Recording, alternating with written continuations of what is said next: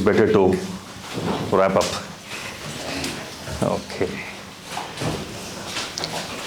How was the paper today? So, evaluation done.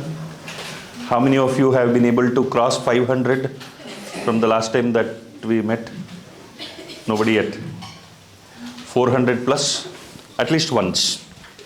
Not between 16 to 21, but otherwise, those of you who have crossed 400 at least once throughout? Nobody. In the last 5 tests, nobody has crossed 400. Oh, paper is getting tougher. Okay. Are you all doing the block revision? 15 hours of revision before every test? Status of notes? Status of notes? Who has completed all perspective notes? Not yet? Who has a possibility of completing it by 30th of November? Raise your hands. 30th of November possibility. Raise your hands, raise your hands. Nobody? Okay, raise your hands if you are feeling confident that another 10, 12 days you should be able to complete it. No. How much extension? Those of you who feel you need a little bit more time, extension, raise your hands. So you need to ask the right questions to see hands. Okay. Push through. All right, we need to complete the notes and the revision has to stabilize. Revision has to stabilize quickly. All right. Okay. You're all feeling sleepy or you're all starting to feel a bit scared? Cold makes the mind gloomy. Cold will start making you feel a bit dull. Heat, sunlight makes you feel bright. Cold makes you feel dull. So you have to increase your metabolism by increasing your physical activity. Morning yoga session and evening play time, you should do more activity. I see people walking around slowly, happily strolling.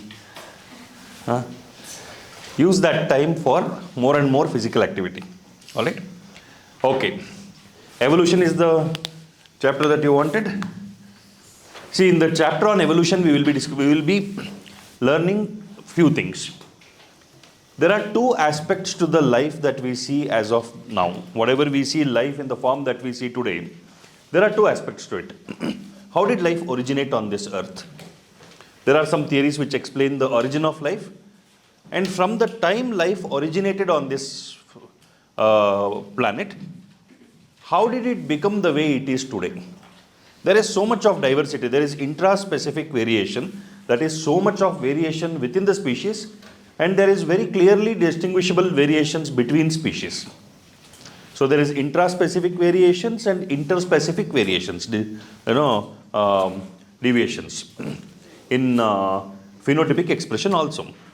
So how did life originate and how did it become the way it is? Another aspect of those exploring that diversity is speciation. How did so many species come up?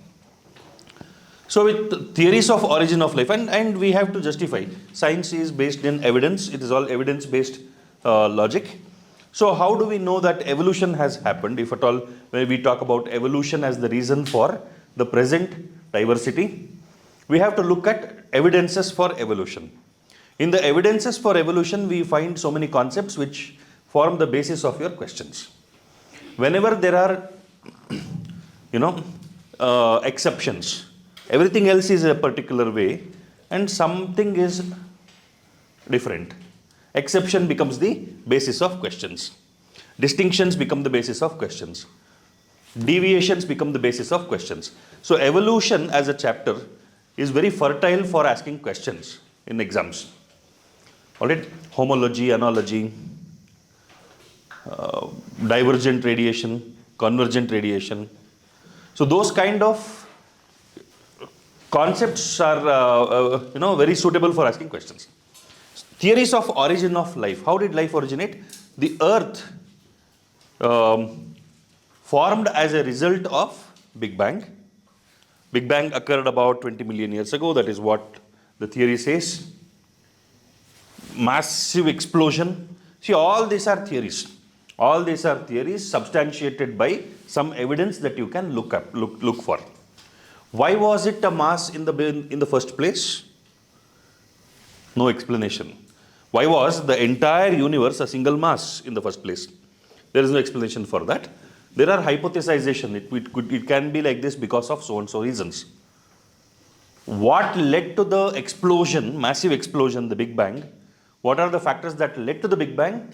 Again, there are some hypothesization. There is some logic that is being built. But we start our discussion from that point.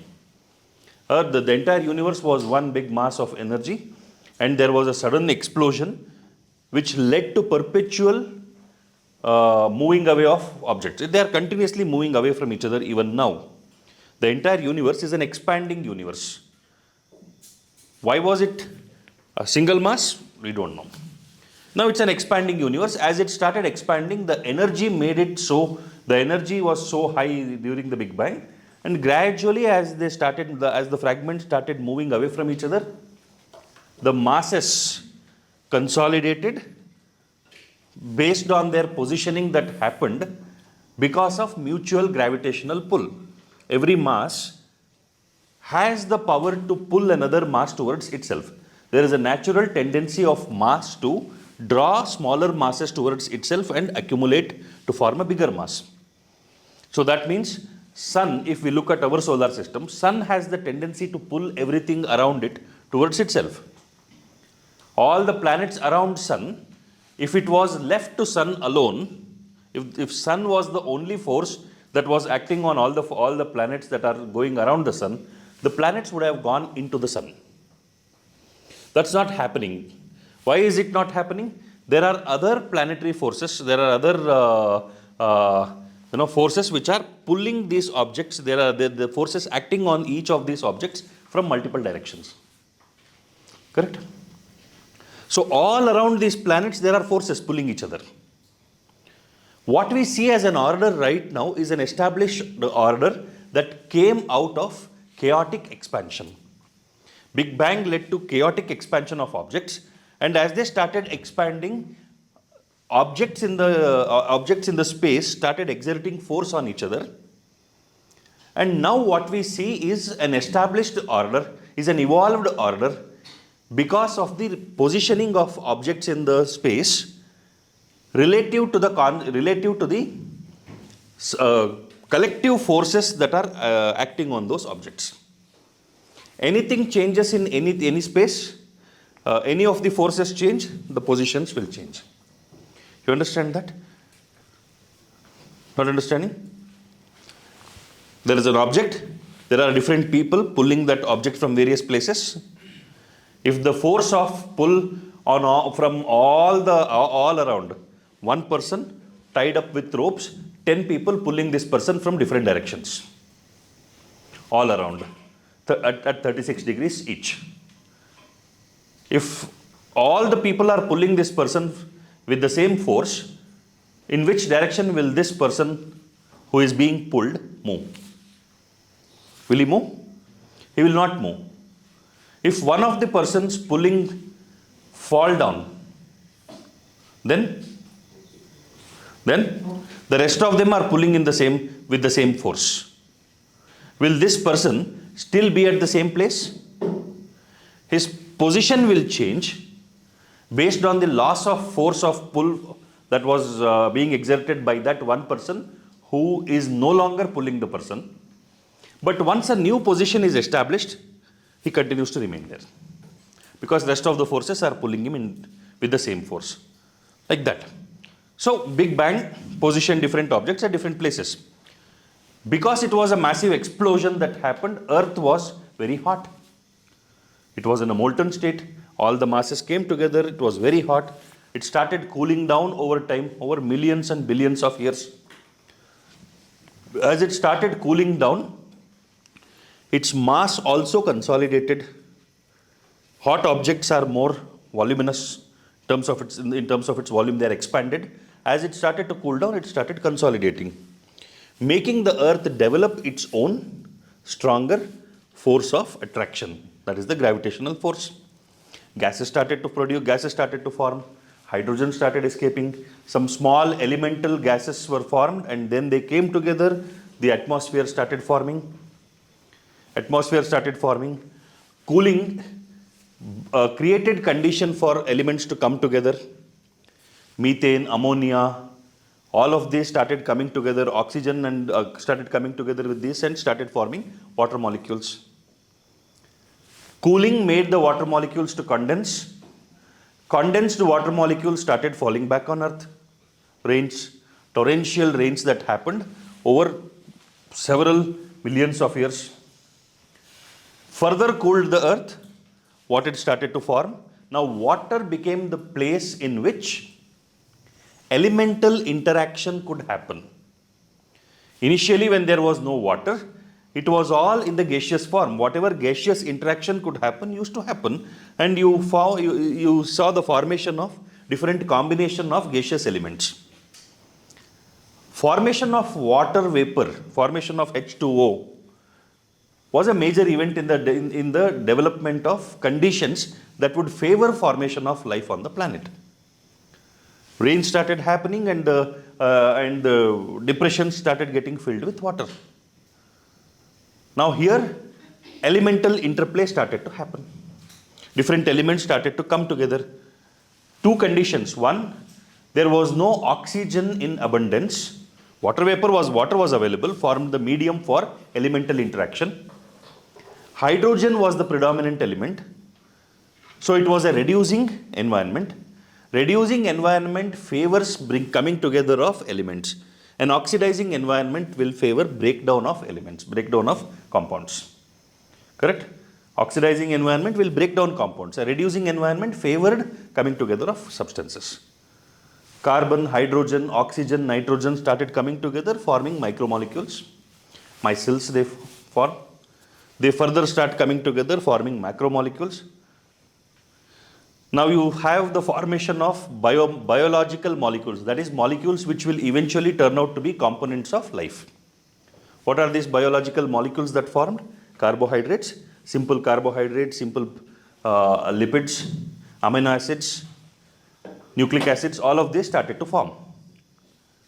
The similar kind of any particular compound, any particular chemical has a tendency to attract chemicals of the same kind to form masses. And with interaction, complex structures. Because there was no mediation at that point of time, from elements to simple micromolecules, from simple micromolecules to simple macromolecules, and further complex macromolecules took millions of years. Because no chemicals yet had developed the ability to catalyze the combination or breakdown of compounds. Catalysis had not yet got established. So in the course of time, some proteins developed the ability to catch hold of elements and bring them close enough. In the beginning, I told you, what enzymes do. Enzymes can catch hold of two different substrates, bring them close enough and hold them close enough for a period of time that is sufficient for the two substances to form a bond. That's all. No, it can happen randomly also, but random coming together of substances and staying together for a period of time that is required for them to form a bond is not possible. Is a very low probability event. Because everything is in motion, everything is in continuous motion, and they come together and stay together for a while is a very low probability event. That is why without enzymes, complex formation of substances did not happen. So if we look at it in the origin of life theories, what we accept today, see, there are a lot of gaps. So far, formation of micromolecules, formation of macromolecules, we see that it's given in your book also, Miller's experiment, Miller and Urey experiment. They could create conditions in a laboratory, they could create artificial conditions of what we think that were the conditions in the pre-evolution of life, pre-origin of life, Earth, and simple elements came together to form micromolecules, macromolecules. So far, very good. No problem.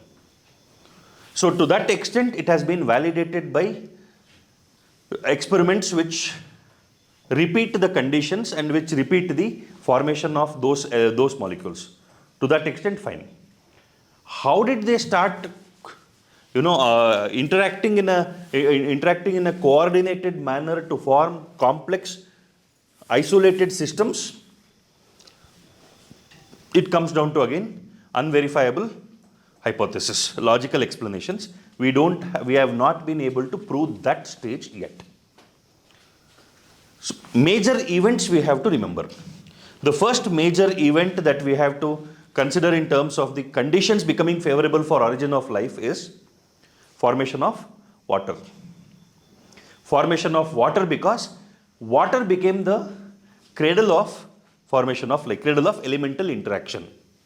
The next important event that you have to consider is formation of phospholipid molecule. Formation of phospholipid molecule. Why phospholipid molecule? Formation of phospholipid molecule, formation of proteins which catalyzes reactions, that is enzyme development of enzymatic role for proteins. This is the third important event. The fourth important event is the development of nucleic acids. Nucleic acids which started behaving like the template for the production of proteins, which started becoming the template for certain chemical reactions. So, water provided the medium, phospholipid molecules, enzymes, nucleic acids. These four coming together, these four are the major events in the origin of life. Why phospholipid molecule? What is the significance of the development of phospholipid for origin of life?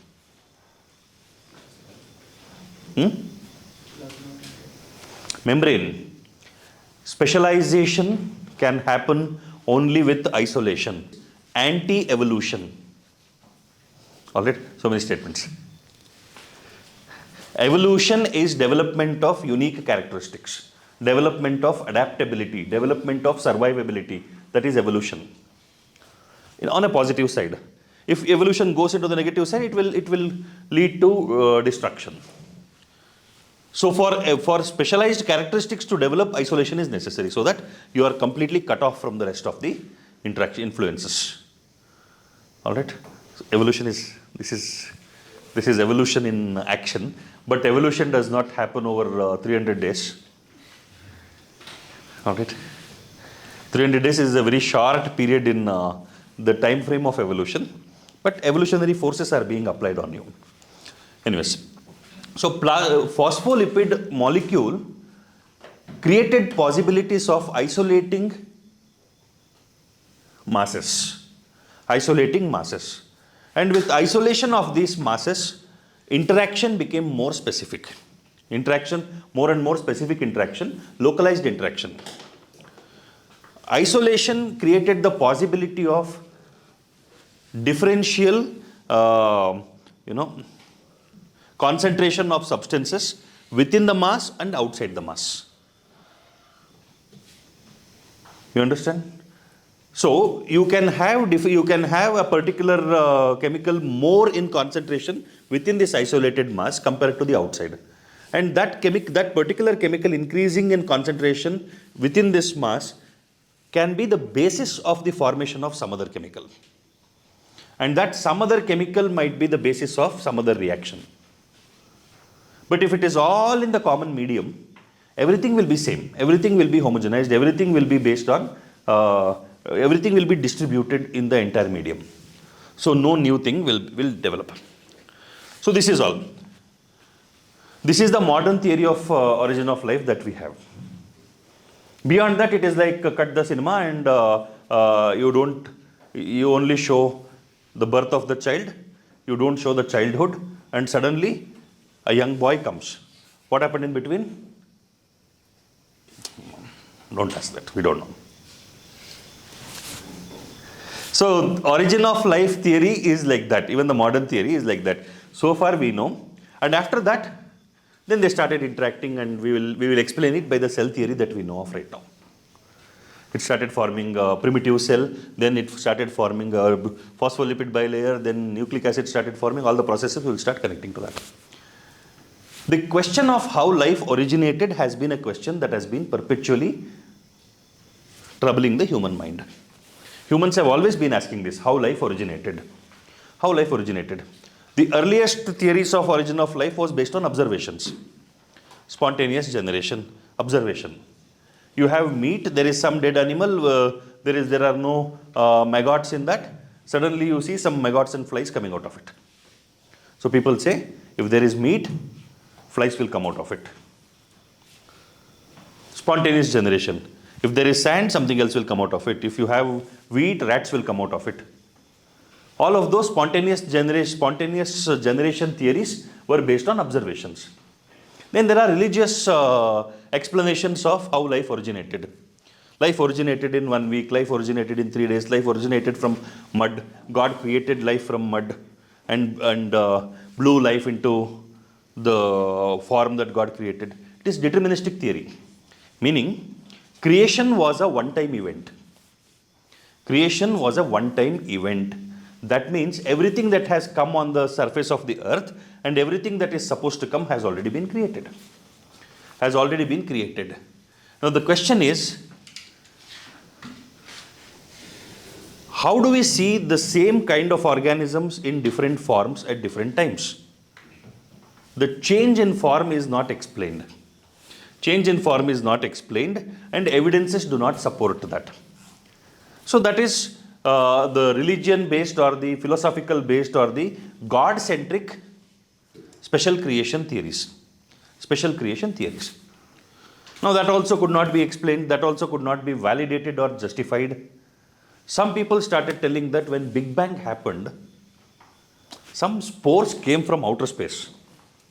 And they started growing here when the conditions became favorable. Panspermia or exogenic origin of life. Okay, assume that spores came from outside.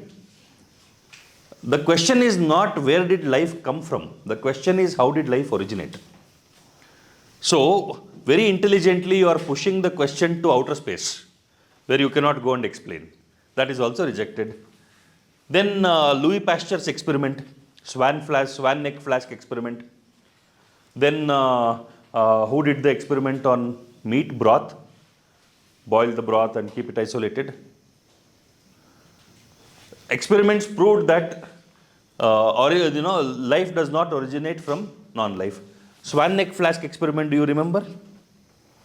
A swan neck flask was taken and Louis Pasteur boiled the broth, meat broth, at high temperature so that anything that is living should die. And at the swan neck, if this is the flask, this is the swan neck of the flask. So you boil the broth. There is a lot of moisture here. Whatever is living in this entire flask and the tube will die. When you cool it down, the moisture, the water will get condensed here, forming a virtual block for anything to come into the flask. You are creating a water blockage here, water filter here, which will not allow any living organism to come inside. Broth remained as it is for many, many days. Parallelly, there was another control flask where the same experiment, flask was broken here. There is nothing preventing microorganisms from entering this neck, entering the flask. So the broth in the flask where the neck was broken started becoming turbid. This was a very conclusive evidence of life originating from pre-existing life. Life does not just spontaneously arise. Life originates from pre-existing life. This was a very important breakthrough in the origin of life theories. All the earlier theories of exogenic theory, spontaneous generation theory, all of those gets debunked. From beyond this, as we started developing the understanding of cell biology, the work of Mendel, where he said inheritance is predictable. Inheritance is based on factors. See, the religious explanation of everything was an obstacle in the understanding of life. At different times, the paradigms have changed about origin of life, about health and disease.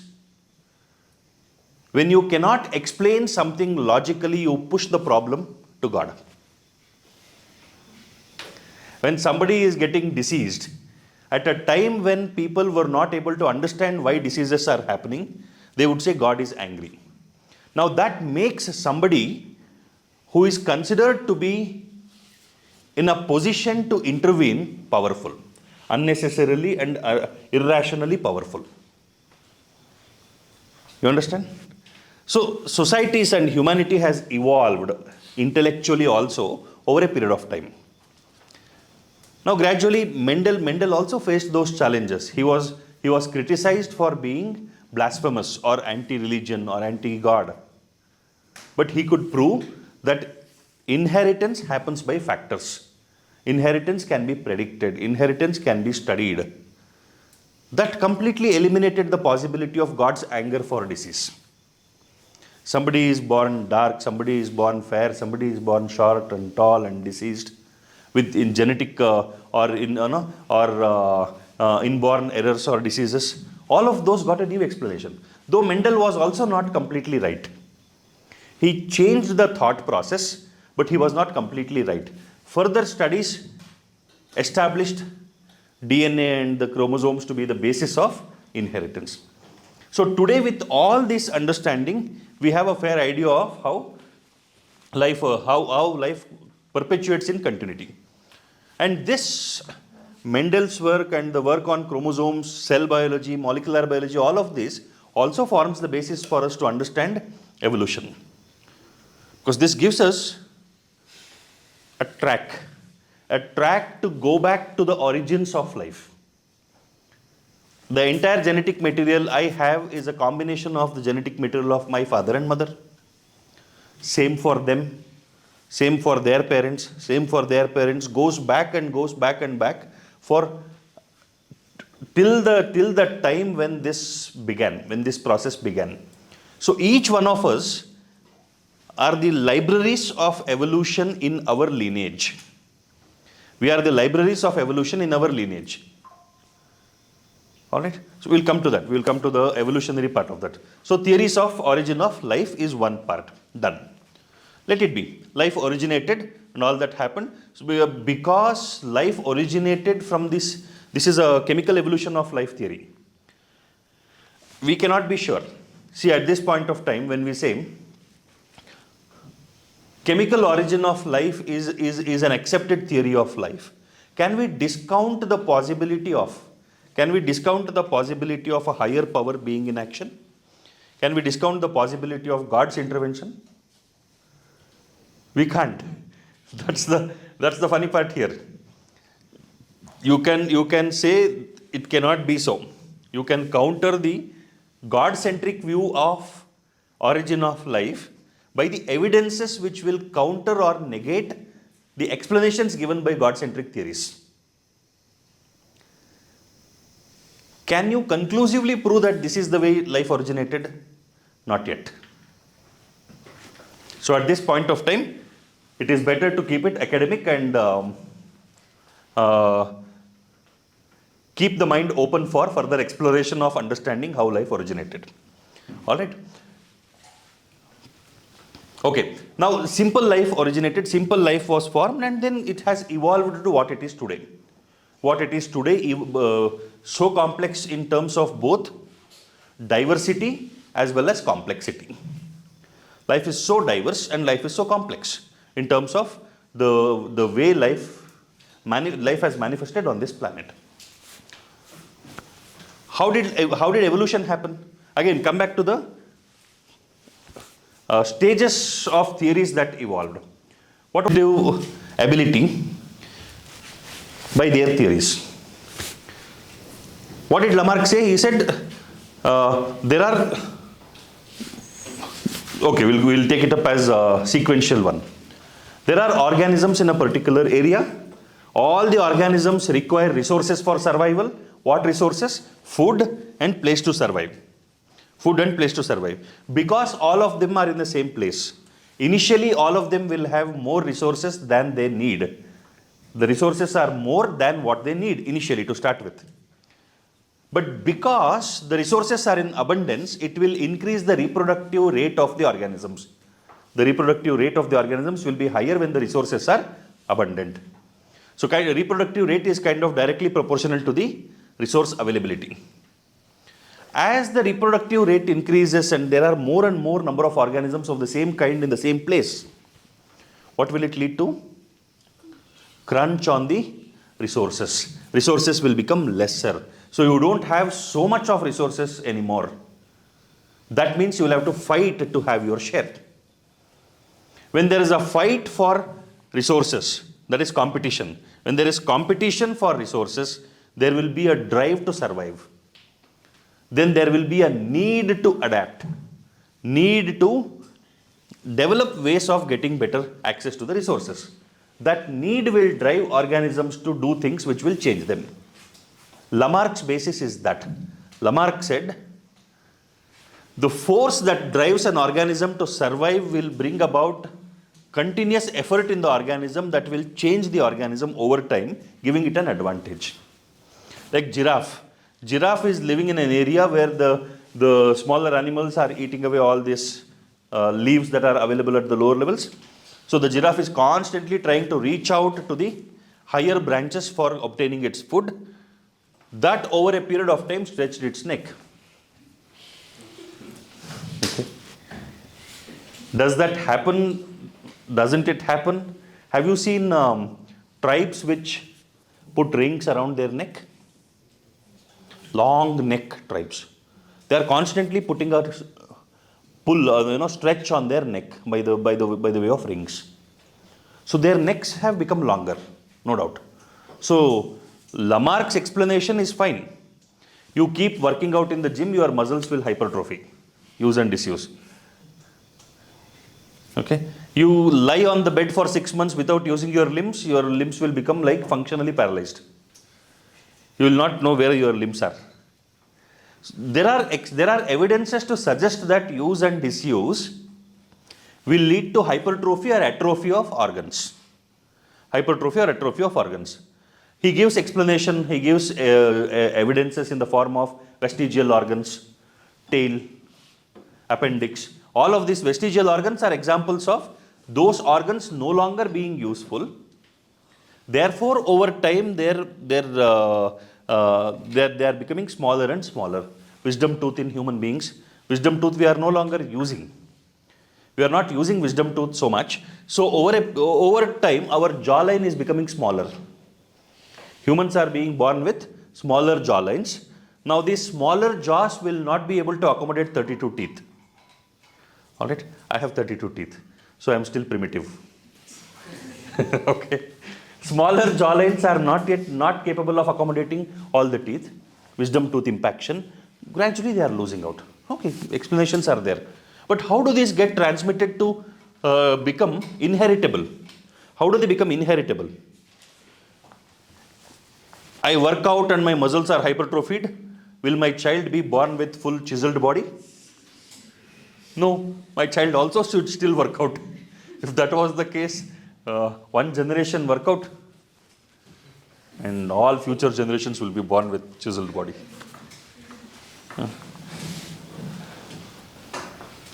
So, use and disuse is a factor, but is it the reason for evolution? Questionable. We'll keep it that way. That was the criticism of Lamarck's theory. For every theory, there will be justifications. People who support it will say, look, these are the reasons why we can justify this. There will be people who say, look, these are the reasons why you are not right. As outsiders, we should enjoy both. Look at it and look at what the support is, look at what the criticism is, and look for an explanation from the people who criticize. Darwin came, Lamarck came before Darwin. Darwin came and Darwin was a traveler. He was on a ship and he was on a holiday, HMS Beagle. That was a very popular ship of those times. He was on a tour, roaming around, jobless, just lying down on the beach. He sees, oh, bird, flat beak. Another bird, long beak. Stout beak, thin beak. Why do these birds have different kinds of beak? Darwin was a popular man then also. Okay? It's like rich man's hobby. Bird watching. Okay. Different kinds of birds, different wings, different beak. And all that. So Darwin could observe the finches. Darwin's finches, they are referred to as famously now. Variation in the size of beaks, in the shape and size of beaks. Then he started correlating that to their habitat and habits. Those with long beaks were predominantly ones who were taking insects from the tree trunks and such. Those with flat and stout beaks were nut eaters. They were breaking nuts with their beaks. So he correlated their habits and what they are constantly being adapted to is what survives. Darwin came up with the theory of fitness. What is fitness? Not physical fitness. Darwin's explanation of fitness is reproductive fitness. So he came up with the theory of survival of the fittest. Survival of the fittest. Natural selection, theory of natural selection. Use and disuse theory is Lamarck. Natural selection theory is of Darwin. He said, look, evolution is not use and disuse, all that is nonsense. What is actually causing evolution is, the explanation you gave is right, Lamarck, I respect you, you are of my father's age, but you are not complete, you are not right in entirety. There is resource crunch, there is increased reproduction, more number of people fighting for the same resources, competition, all of that is fine. But when there is competition, there is a need for adaptation. Those with an adaptation survive better, and those without an adaptation will have lesser chances of survival. So let's say suddenly a group of organisms have to survive in a very high temperature place. Those which are able to withstand that temperature will survive. Those which are not able to withstand the temperature will die. That is natural selection. It is not survival of the fittest. It is not in a boxing ring. Organisms come in front of each other. Come on, let's see who is strong. Whoever loses dies. No. It is nature. Those who do not have the adaptability will vanish because they will not have reproductive probability. Their reproductive probability goes down. See, in nature if you notice, reproduction happens by the female selecting the male.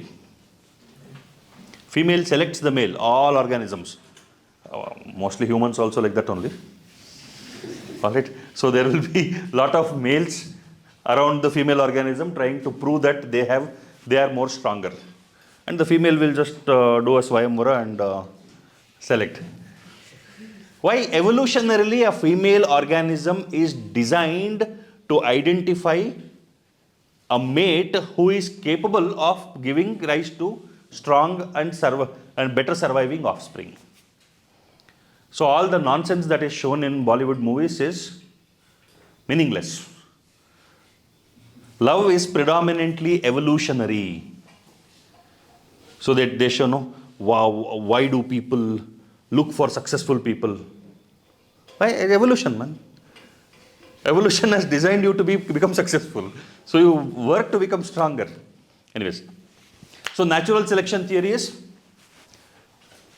advantage, disadvantage. Those with an adaptation has a selective advantage. Those without the adaptation has a selective disadvantage. Darwin said, what will survive? Darwin did not explain how did the adaptation come. It is not that you go into a high temperature area, you are living in a cooler place and you are moving to a hotter place, and suddenly because there is heat and you switched on something else and you became adaptable. No. There was an adaptation already which manifested in the place of threat for survival. When the threat for survival happened, somebody who already had developed that adaptation could survive. And because they could survive, the more probability of reproduction was for those who survived, no? So that carried forward, and over a period of time, all the organisms which were existing came from those organisms which could survive the survival challenge, survival threat. So the survival threat was overcome by those which had the adaptation. Darwin's explanation is fine, but Darwin did not explain how did this come. How did this organism become capable of developing that adaptation? There is no other food available. You have to take insects from the tree trunk. That makes it possible only for the long-beaked finches to survive. Darwin explains that. How did the long beak develop? Did they suddenly started pulling the beak and making it long? Did not happen in one generation, no? All right. So Darwin is also right in his place, but Darwin is not enough to explain. Then comes De Vries. De Vries says, boss, what are you talking? Your adaptation is fine. Your explanations for adaptation is good. But your explanation for that is not the explanation for evolution. Evolution happens because of random changes that happens in the genes. When De Vries came, there was already the basis of genetic concept. De Vries came after Mendel.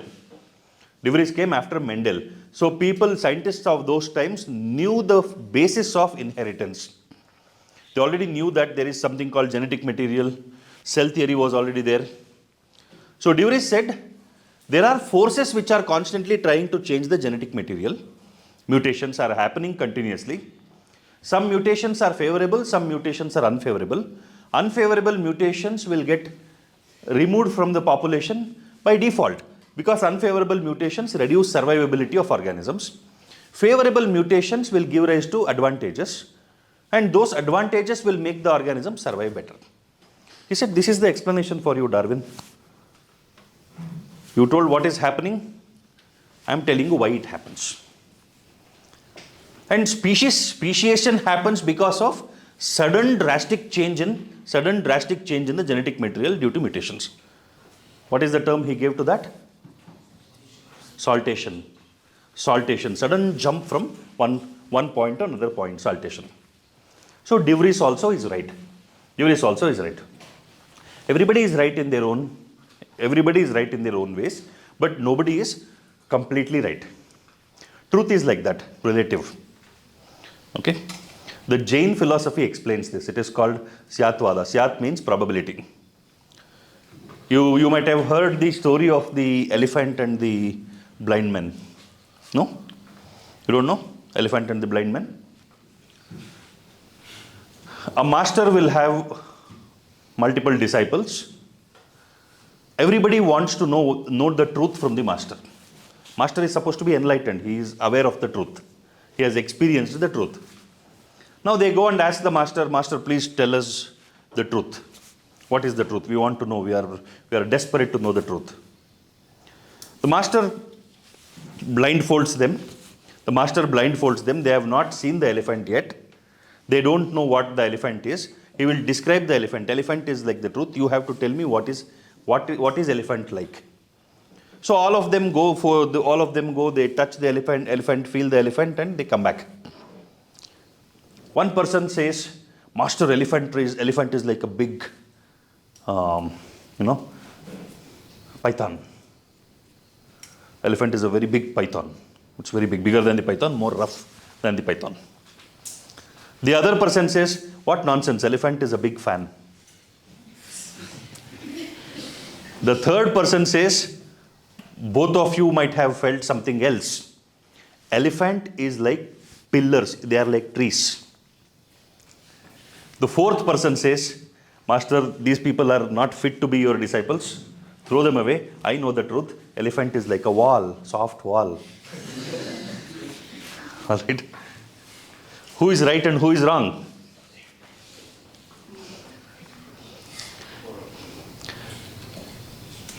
Everybody is right. Everybody is right to the extent of their experience. Everybody is wrong if they talk about their experience to be the truth. You understand? Now, these four people are talking, there are four different theories talking about evolution. Lamarck says, use and disuse. You use something, it will continue to hypertrophy and that gets carried on. You don't use something, it will get vanished. Fan. Correct, you are right. So the modern theory is like the elephant. Modern theory is like the elephant, and that also we don't know. It continues to become better and better with more and more research. But right now, let us consider modern theory is like the elephant. How is evolution happening? Recombination and mutation is causing variation. Recombination and mutation is causing variation. Adaptation is causing better survivability. Adaptation is causing better survivability. Use and disuse is causing hypertrophy or atrophy of organs, which is making the organism better adapted to the environment. And speciation is happening because of drastic changes in the genetic composition. All of that. So everything put together is your modern theory of evolution. How we have to justify these things? We have to justify by various evidences. Paleontological evidence. What is paleontology? Paleontology is the study of fossils. Fossils. So as we go and excavate the fossils at different layers, you get different fossils of various organisms. So when you study that, you see as you go deeper and deeper, related fossils are different in their appearance. So that means human beings, something which appears similar to human beings, the skeleton of those organisms are not similar, exactly similar to the human beings of today, which is not similar to what it was a million years ago or a few thousands of years ago. That means at different times the challenges were different, so the surviving organisms were of different appearance. It keeps changing from time to time. All right, paleontological evidence. Then we have to study what is anthropogenic evidences. What is anthropology? What is anthropology?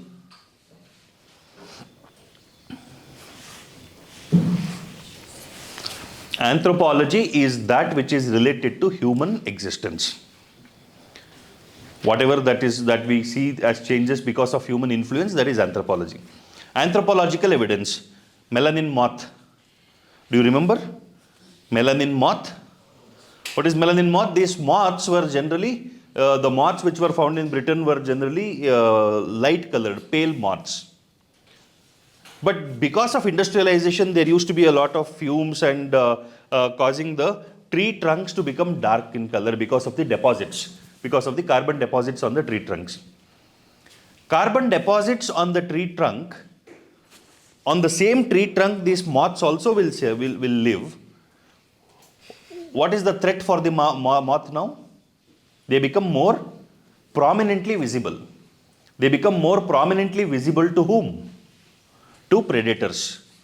The predators who feed on these moths are now clearly able to see the moth, which means they will go and hunt them down and eat them away. So, these moths over a period of time, it is not that the pale moths started thinking that, oh, we are getting noticed by the predators, we have to do something. Let us change our pigmentation. Tuck. And suddenly they became melanin moth. No. The pale moths were being noticed by these predators. They started eating away the pale moths. Some of the moths had developed the adaptation by changing the pigmentation. So the environmental influence caused the change in the organisms, which increased their survivability. Now, how do we attribute this? How do we explain this? The survivability is survival of the fittest, explained by Darwin's theory. But how did it change? The influence of the environmental pollutants on the genetics of the moths could have probably triggered some mutation in the moths, some of the moths.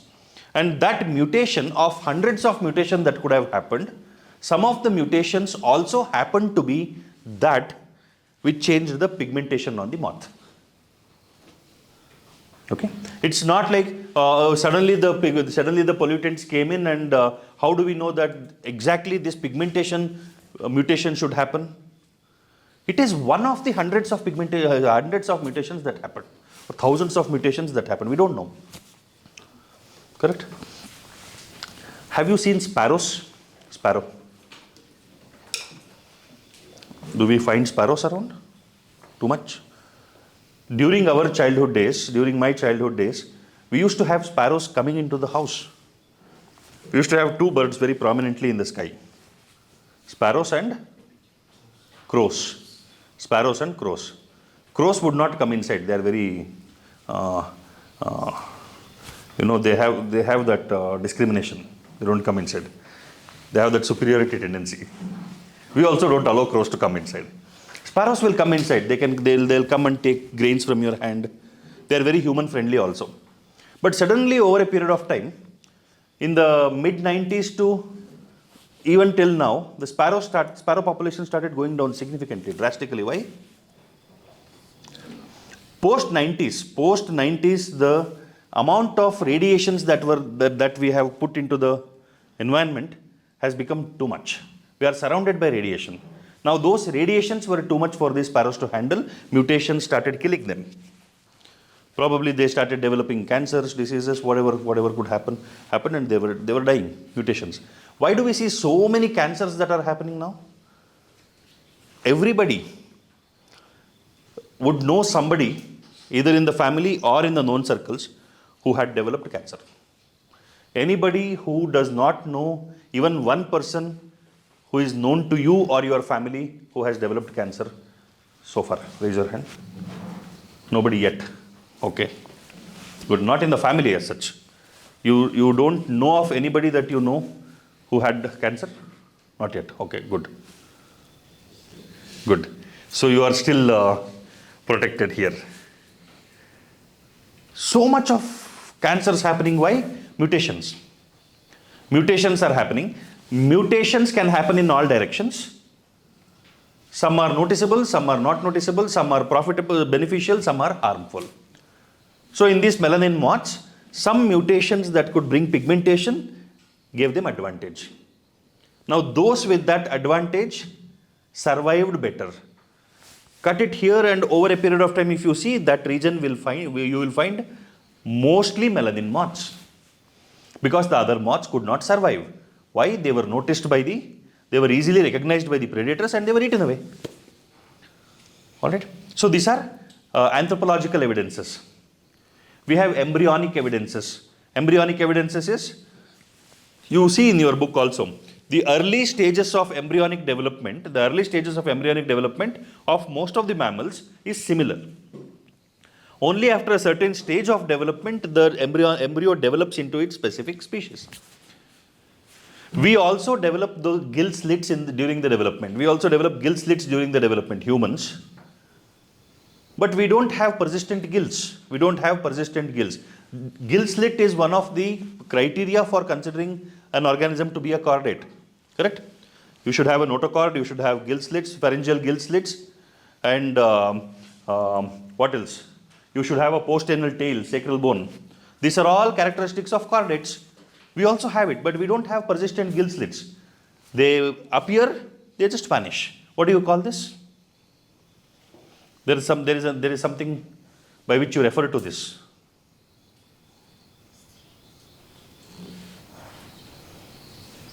There is a theory. What theory is that? Recapitulation theory. To recapitulate is to recollect, to relive. So we live through all our evolutionary history. Ontogeny, phylogeny. What is that? Phylogeny follows ontogeny. Ontogeny is evolutionary history. Phylogeny is specific species history. So your evolutionary history is relived during embryonic life very quickly before you move on to developing your species specific characteristics. These are embryonic evidences. Adaptive radiations. Adaptive radiations have two things: divergent evolution and convergent evolution. Divergent evolution means what? A group of organisms living in a particular place move to different environments and they develop characteristics similar to those environments. So in adaptive radiations, what do you see? Homologous organs or analogous organs? If it is adaptive radiation, do you see homologous organs or analogous organs? Here comes confusion. Homologous organs. What is homology? Okay, there is anatomy, there is physiology, function. Homology is similarity in anatomy or similarity in function? Homology. Similarity in anatomy. Like the upper limbs of human beings, the flippers in whales, the forelimbs of maybe lion, tiger, cheetah, all of those, the wings of birds. The anatomy is similar. You have a humerus, you have a shoulder girdle, you have a humerus, radius, ulna, and the phalanges. You might have, we have different number of carpal and metacarpal bones, phalanges. Other organisms might have different numbers, but the structure is the same. The basic design is the same. So that is homology, evidence. Why do we have such similarity in anatomy? Even though we are all in different environments.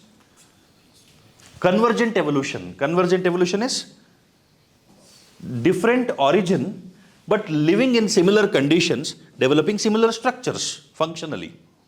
The wings of birds and the wings of a butterfly. The wings of a butterfly is a cuticular appendage. It's an appendage, attachment. But the wings of birds have skeletal basis for that, skeletal support. Bone is supporting that. So these are all evidences of evolution. All right. Just giving an outline. Tomorrow we will read and we will expand everything that is there in the book. Another concept that we have to understand is predictability. There is predictive nature. Hardy-Weinberg equation, Hardy-Weinberg principle. Who can tell me Hardy-Weinberg principle in simple language? Or whatever language you can tell. English basically. What is Hardy-Weinberg principle? What does it mean? There is an equation. We will talk about allele frequency. We will do some calculations also to find out how many organisms will be homologous dominant, homozygous dominant, homozygous recessive, heterozygous, percentage of genotypes in a population. All of that we will do. What is Hardy-Weinberg principle? There is Hardy-Weinberg principle and Hardy-Weinberg equation, allele frequency, genotypic frequency. 4 things we have to know with this.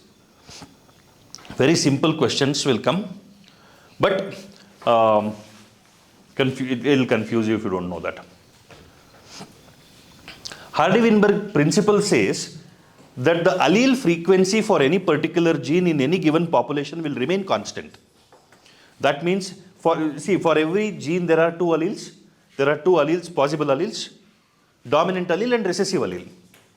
The frequency of allelic expression, let's say we are 100 people. We are 100 people and there is a gene A which has 2 alleles. Totally, how many alleles do we have in the population? How many alleles do we have in this population? 200 alleles are there. We have 200 alleles. Now, among these 200 alleles, how many alleles are dominant alleles? How many alleles are recessive alleles? Somebody might have dominant, homozygous dominant. Somebody might have dominant recessive. Somebody might have recessive. But if we look at individual alleles, the frequency of alleles in a population remains constant, is the Hardy-Weinberg principle. How can we consider this 48 plus 2 for 52 people as a population now? Here are conditions for Hardy-Weinberg equilibrium. It is called Hardy-Weinberg equilibrium. For Hardy-Weinberg equilibrium to exist, the population should be a large population. The population should be an interbreeding population. That is, no migration of the population, no genetic drift. It's a large population, interbreeding population. If that is the case, then the gene frequency, allelic frequency for every gene in the population will be constant. That means, let us say, You will have P, Q, P square, Q square, 2PQ, all those things. All right. P is dominant allele. I will say A. Q is recessive allele. P represents dominant allele, Q represents recessive allele. So allele frequency of anything is represented in unit factor. So P plus Q is always 1. P plus Q is always 1. If P is 50% and Q is 50%, 0.5 plus 0.5 is 1. Alright. Now let us say we spoke about 100 people in the population. Let us say 25 people are this, 25 people are this, 50 people are this. What is the frequency of dominant allele? How many dominant alleles are there, you tell me? How many dominant alleles are there? 25 into 2. 50 dominant alleles. Totally how many people? 100 people. So how many alleles are there? 200 alleles are there. 50 dominant alleles plus 50 dominant alleles. So how many dominant alleles are there totally? 100 dominant alleles. 25 into 2, 50 plus 50. 100 recessive alleles. What is the total number of alleles in this population? Total number of alleles in the population is 200. Of the 200 alleles, how many alleles are dominant alleles? 100 alleles are dominant alleles. How many alleles are recessive alleles? 100 alleles are recessive alleles. So what is the frequency of dominant allele? 0.5. Frequency of recessive allele is 0.5. Totally it will be 1. Converting percentage into decimal. That's all. Not understood? Who did not understand?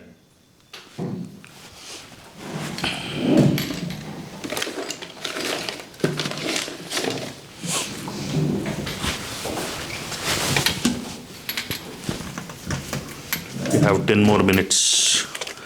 You are closing at 10:45, no?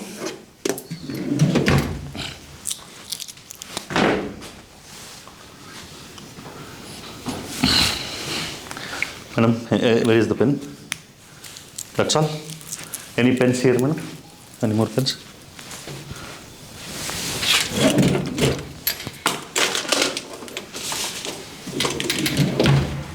Let us see.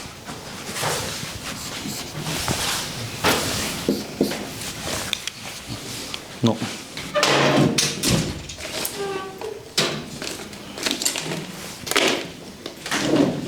Writing on. This is also writing. Okay. How many dominant alleles are there in this? In one person, 2 dominant alleles. How many people are there? 25. So how many dominant alleles totally? 50. How many recessive alleles in this person, in these people? 0. Correct?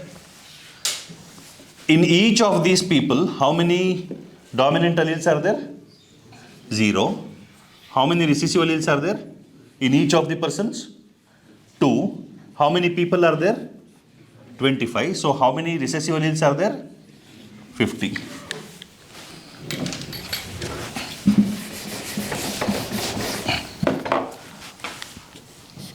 People are there. How many dominant alleles are there in each person? 1. So total number of dominant alleles in 50 people? 50. How many recessive alleles are there in each person? 1. How many people are there? 50. So how many recessive alleles? 50. Total number of dominant alleles? 100. Total number of recessive alleles? 100. Total alleles? Dominant allele is P. Recessive allele is Q. Total number of alleles? 200. P is 100 out of 200. Q is 100 out of 200, which is 0.5. This is also 0.5. So when we talk about P and Q, it means we are talking about the frequency of dominant allele and recessive allele. But this is this understood? This is understood?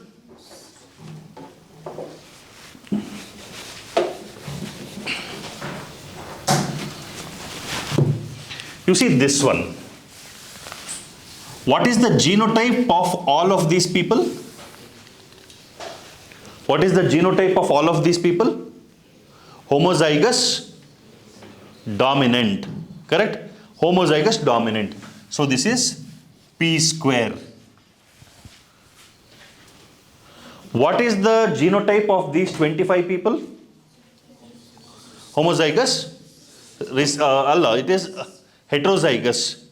Heterozygous is represented as 2pq. This is, oh, no. Not heterozygous. This is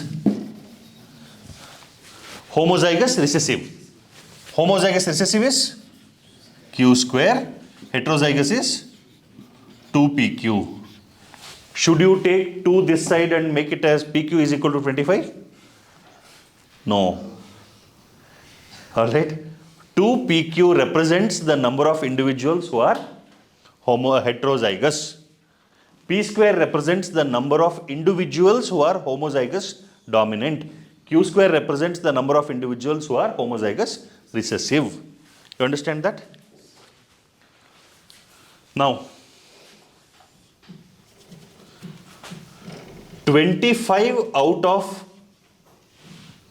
100 people, here number of people you will count, you will not count the number of alleles.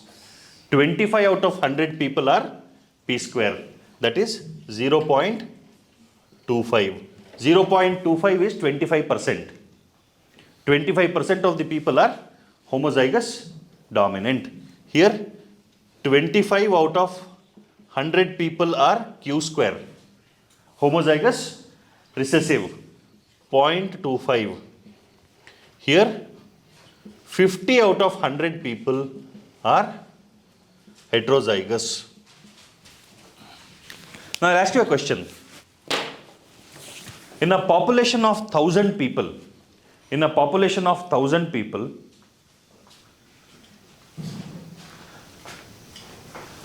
in this population, if there are 1,000 people, how many people are homozygous recessive?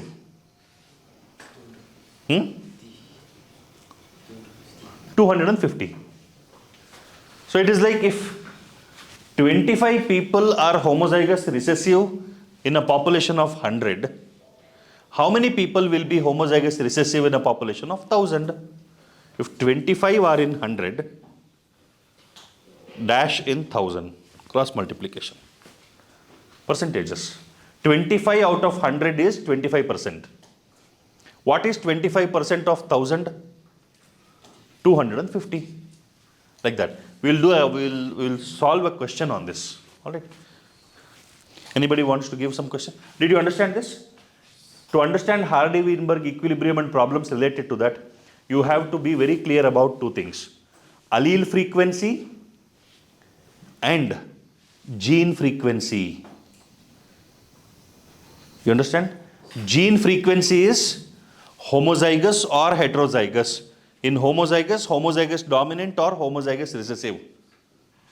When we talk about allele frequency, how many of the total alleles are dominant allele or recessive allele?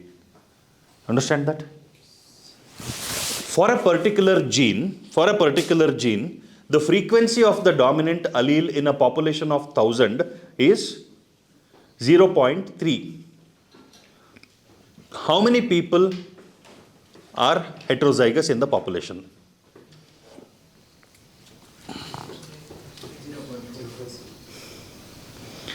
In a population of 1,000 people, for a particular gene, the frequency of the dominant allele is 0.3. How many people in this population are heterozygous for that gene?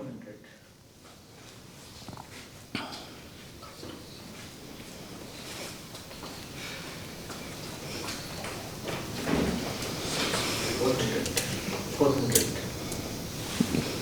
Do it.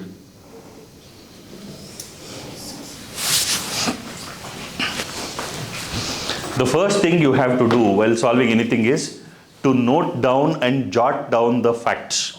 I will repeat the question. You have to note down the relevant facts. In a population of 1,000 people, the frequency of the dominant allele for a particular gene is 0.3. How many people are heterozygous for this gene? What all points did you note down?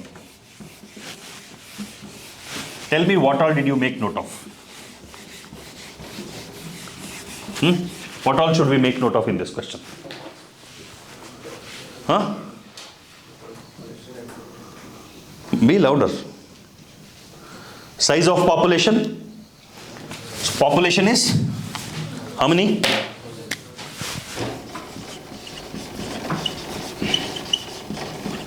To pick up the relevant facts, to pick up the relevant data is very important.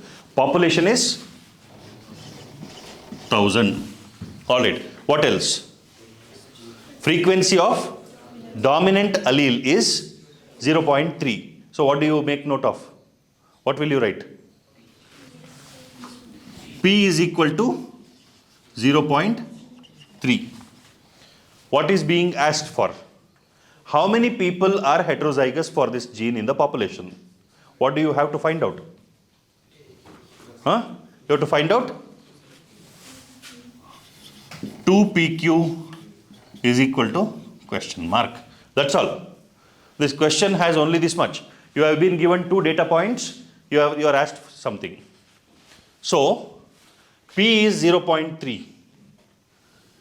If P is 0.3, P plus Q is equal to 1. Q is 0.7. 2PQ is 2 into 0.3 into 0.7 is equal to 0.42. 0.42. P2PQ is 0.42. This is for 1. If it is for 1, 0.42 is heterozygous. So if 0.42 is for 1, how much is for 1,000? Or you can say X here. 0.42 into 1,000 is equal to X into 1, cross multiplication. Correct? So X is equal to 0.42 into 1,000, that is 420. 420 people are heterozygous. How many people are homozygous? Homozygous, recessive. If homozygous recessive, what should you find out? Q square. So how many are homozygous recessive? 490. Why? Q is 0.7. Q square is 0.49. 0.49 for 1. 490 for 1,000. So how many people will be homozygous dominant? P square. 90. 420 plus 490 plus 90. Is it 1,000? 1,000 only, no? That's all. So, Hardy-Weinberg equation questions, if you get population frequency or gene frequency, allele frequency questions, you should feel very happy. Many students will get it wrong. It is very simple question, you should get it right. Allele frequency, gene frequency. Don't confuse. Allele frequency is P and Q.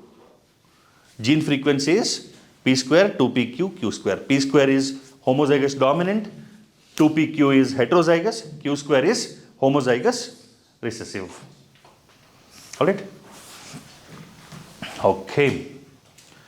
Did you all understand? I'll give you one more question. Solve it.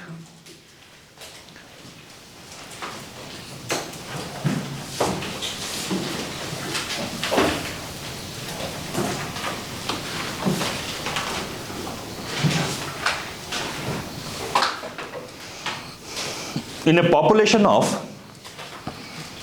1000 pea plants, 360 are dwarf. In a population of 1000 pea plants, 360 are dwarf. How many are homozygous tall? In a population of 1000 pea plants, 360 are dwarf. How many are homozygous tall?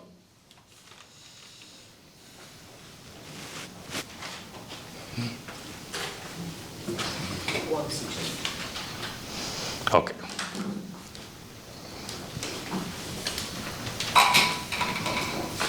Got it? What is given?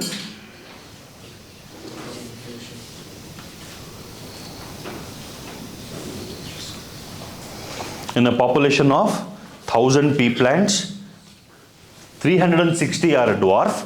How many are homozygous tall?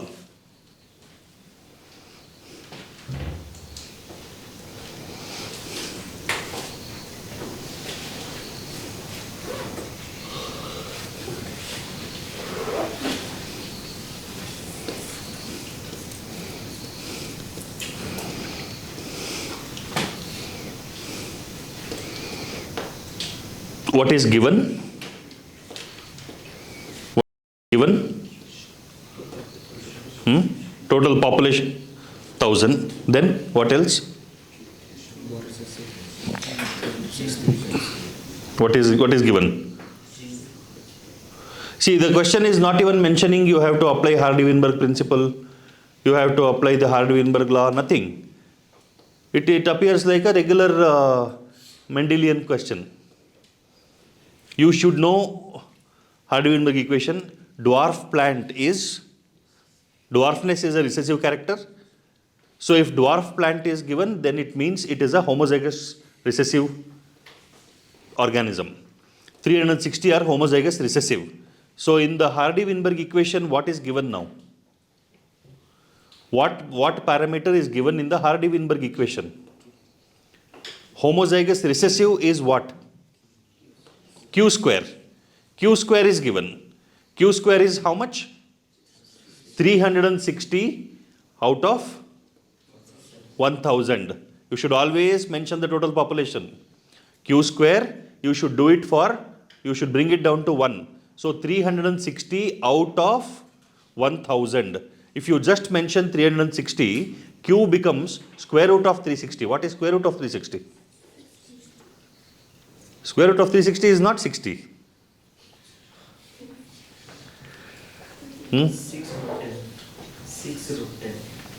6 root 10. There will be an option which will lead you in that direction. If you take square root of 360 and then arrive at the solution, whatever you arrive at, an option will be there corresponding to that.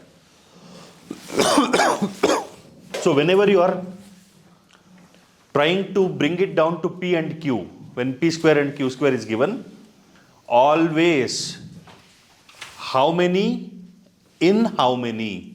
360 out of 1000. 360 divided by 1000. That will give you 0.36. Q square will become 0.36. Then Q becomes square root of 0.36, which is 0.6. Then you get the answer. Q is 0.6, P is 0.4. What is the ask? What do I want? How many are homozygous tall? That means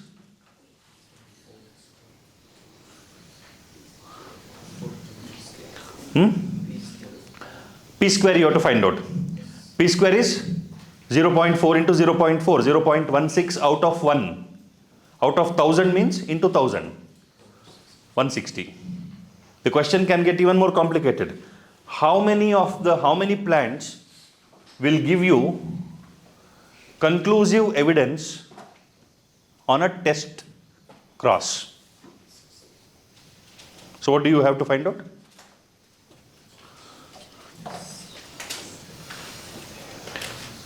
How many tall plants will give you dwarf plants also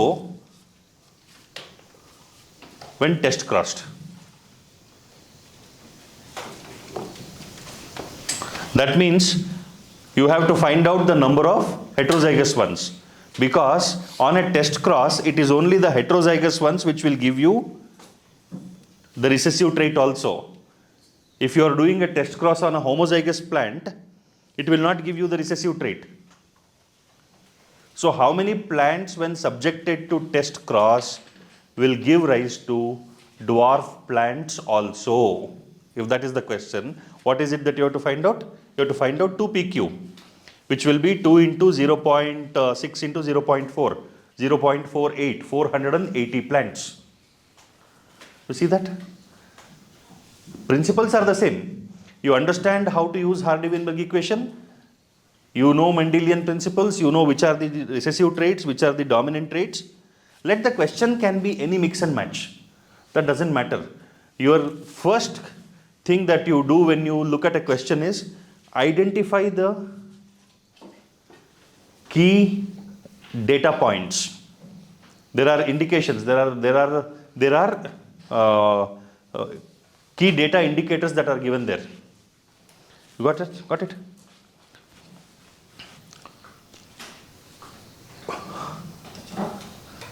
Frequency of recessive allele is represented by. Answer. Frequency of recessive allele is represented by dash. Q. Frequency of homozygous dominant expression is represented by. Homozygous dominant genotype is represented by P square. Frequency of heterozygous genotype is represented by 2pq. Frequency of dominant allele is represented by P. This is the most important distinction. P and Q are allele frequencies. P square, 2pq and Q square are gene frequencies. Is that clear? Gene is two alleles together. Allele is individual. P and Q allele, P square, 2pq and Q square are gene. Alright? So gene frequency will tell you the number of individuals. Mix and match, mix and match. Life is a mix and match. That's all. Our entire language, English is a mix and match of just 26 alphabets. The entire earth is a mix and match of 118 elements. That's all. If you know the game of mix and match, you conquer the world.